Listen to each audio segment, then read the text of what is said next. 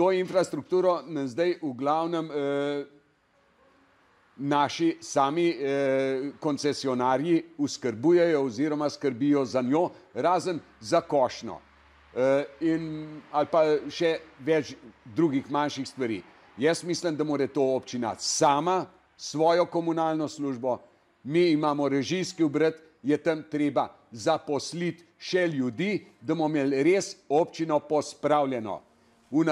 Slišim pa, da je v letošnjem proračunu, ki so ga zdajle ali pa rebalansu za naslednje leto, ki so ga sprejeli, povečanje števila zaposlenih.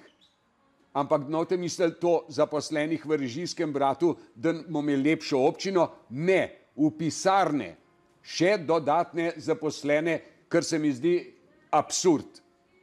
Zaposlenih na občini je dovolj. 16 let sem živel s to občino in vem, da toliko zaposlenih, ki jih je zdaj, jih je dovolj. Zaposliti je pa res treba, pa ojačati režijski obrat.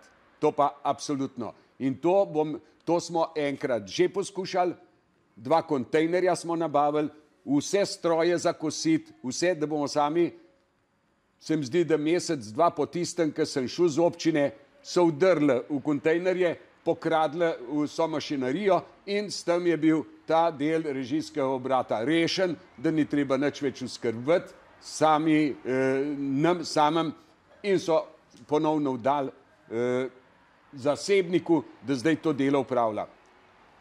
Mi moramo ojačati režijski obrat in z njim ne samo poslovno cono, tudi vso ostalo občino čistiti, narediti lepo, oskrbovati zelenice, vse javne prostore oziroma površine in da bomo res ne samo po opremljenosti v vrhu slovenskem, ampak tudi po urejenosti.